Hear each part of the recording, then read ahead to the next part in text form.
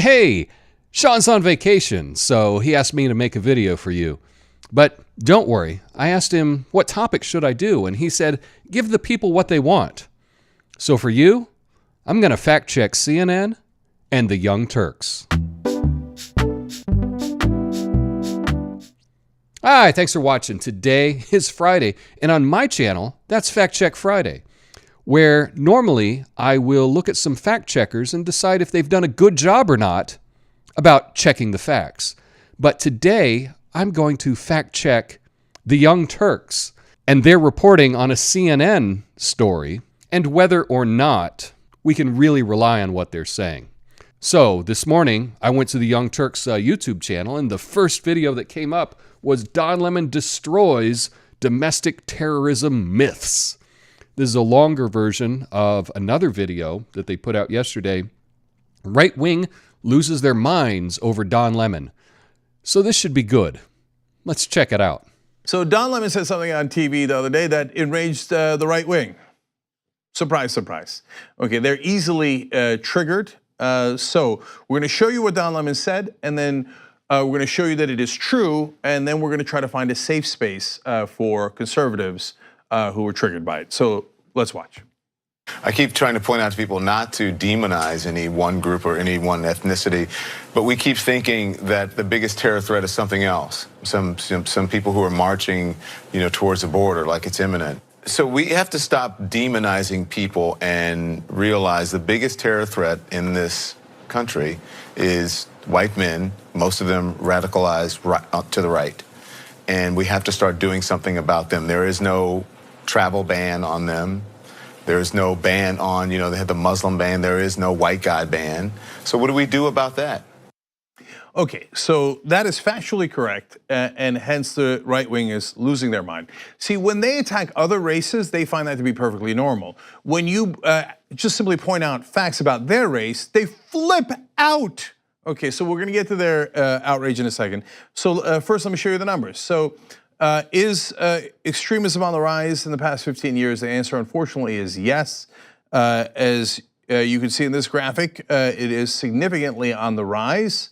Oh, look at that. It really takes a big jump around 2015. I wonder who came onto the national stage around then, but that's okay. That's, just a sense of where the trend is going. The more important part is, well, is it really right-wing extremists who happen to be white?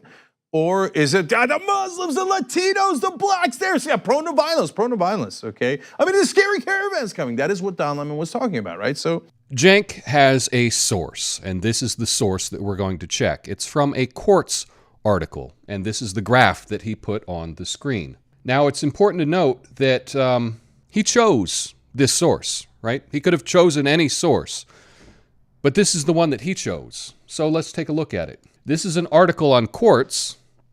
U.S. terror attacks are increasingly motivated by right-wing views. Now, the important thing when you're checking a source is you need to find out about the source. What do you know about this source? What is Quartz? Well, Quartz is a news website, and they don't really have any writers. They have people that write for them and submit stories, and that's what happened here. This story was written by Luis Romero, and you're like, oh, from the New York Times or the Washington Post, or which big organization does he write for? He doesn't. He's a kid in Brazil. Now, he studied journalism, but he doesn't work for any big media company. Now, that doesn't mean that he's not a good source or not, but it's important to know that the source of this article is some kid in Brazil. My guess is that Luis Romero made a little bit less than $100 writing this article for Quartz. And for that, this is who the Young Turks is quoting, right? This is the source, okay, that they're quoting. This is the big important source. And it is interesting, the chart here of terror incidents in the U.S. over the past 15 years. Well, why did they choose 15 years? Because if they chose 20 years, you would see that 20 years ago, the rates were actually higher than they are today. But that doesn't help the narrative, right? So he chose a group of years that proved his point. Now, he's using the analysis from the Global Terrorism Database. This is interesting because he has this graph here. And when you click on the graph, it goes to a chart company called the Atlas. And you can look at the source material for these numbers. And the interesting thing is, if there are 60 acts of terrorism, you would think that there might be a list of what those 60 acts of terrorism are. No. What this researcher did is he went to the Global Terrorism Database and just decided for himself which were right-wing, which were left-wing, which were Muslim extremist. And he just tallied them up himself. Well, you can go to the Global Terrorism Database and look for yourself at what is being reported. So I put in the year 2017. This is the last year that they have data for. And I live here in Portland, Oregon. So I said, well, what is the terrorism in Portland, Oregon? That should give me a handle on what's being reported. Well, they have one incident. It was an anti-Muslim extremist suspected. And this is an incident that everybody in Portland knows. But there was a guy, he was a crazy guy, and he was yelling at some ladies on the light rail. And one had a hijab, and some other people stepped in to defend them, and he knifed them, and he killed 2 people, and it was tragic. Now, in this, they're listing him as being a right-wing extremist. And perhaps he was a right-wing extremist, perhaps. A lot of people that knew this crazy guy around town knew him to be an anti-religious extremist. He was an atheist. He was against Christians, against Jews, against Muslims.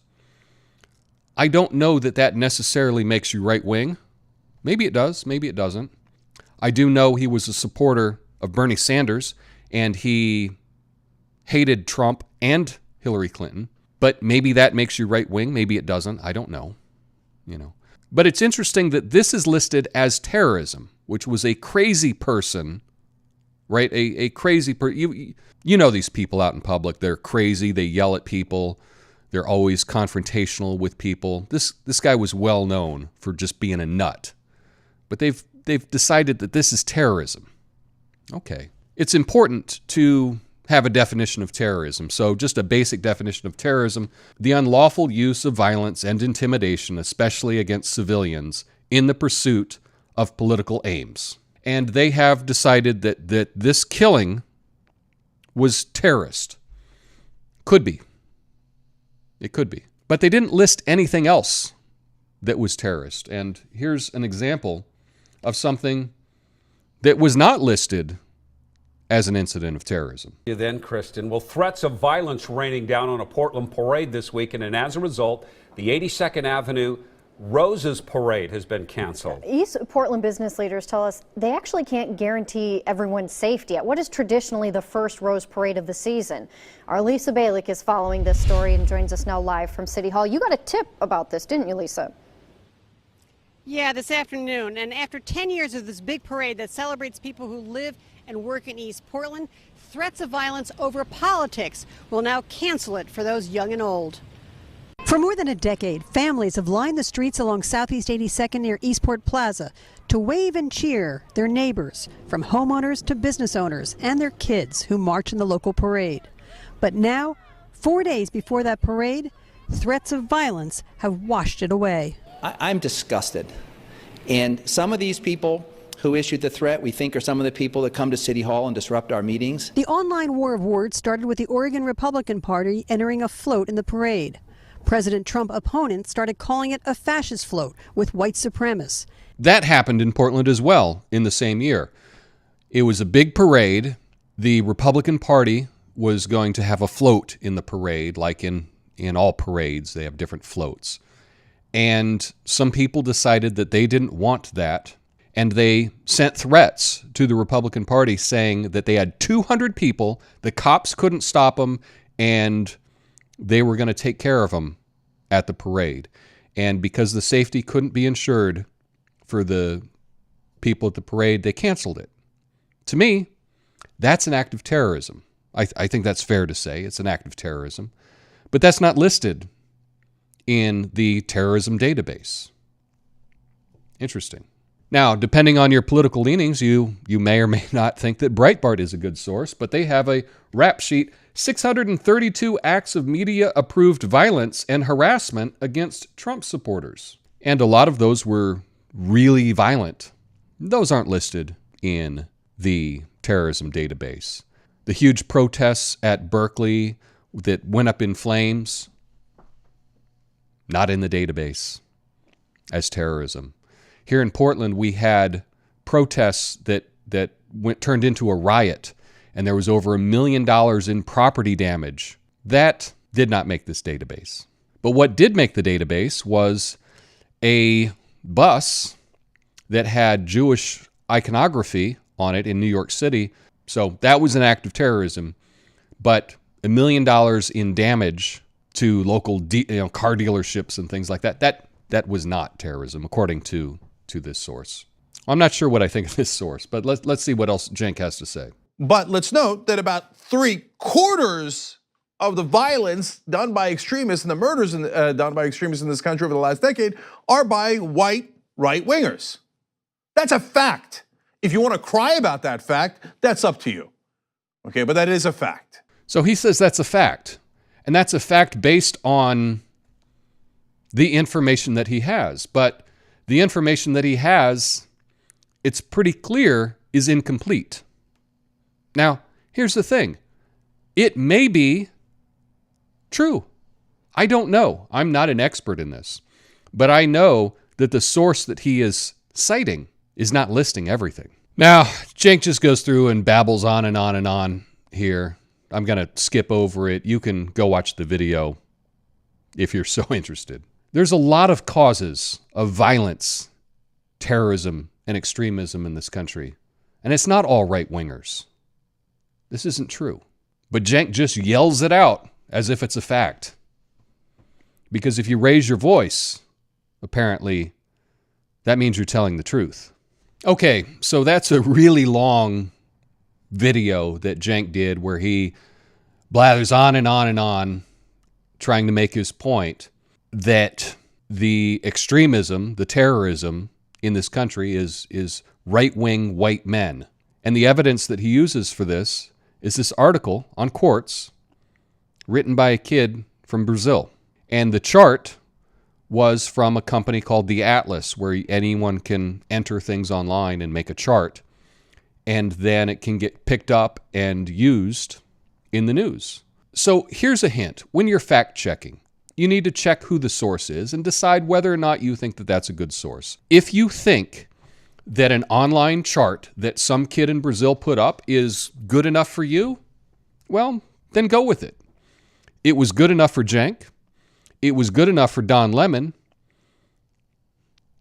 It's not really good enough for me. I found a chart that was published on the Atlas. I think it's pretty fun. I want to tell you about this one. The chart is entitled News Professionals. Now, I'm not sure who they're talking about. It only lists 3 people. There's Tom, some guy named Don, and another news professional named Cenk. Okay? And in this chart, we have height and length. Now, I'm not sure what the length means, but height, obviously, is how tall the person is. Tom apparently is 6 foot tall, 72 inches. And his length is 9 inches. Again, I'm not sure what that means, but okay. Don is also 72 inches tall. I didn't know Don Lemon was that tall. And he happens to be 5 inches long. Again, don't know what that means. And Cenk, 69 inches tall, so he's only 5'9", and 4 inches in length. Now, I'm not sure what the length means, but apparently Tom is as long as both Don plus Cenk combined. That's all I need for a source, because some guy put it online and made a chart and published it online. So that's good enough for me. If it's good enough for me, it should be good enough for Don and Cenk, whoever those guys are. If you like this kind of video, check out my channel. It's called Coffee and Nuance. Link will be in the description or something. So what do you think? Do you think I checked all the facts? They're all legit, right? Let me know in the comments. Peace. Help me reach my goal of 1 million of 2,000 subscribers by clicking the like button and subscribing. Thanks.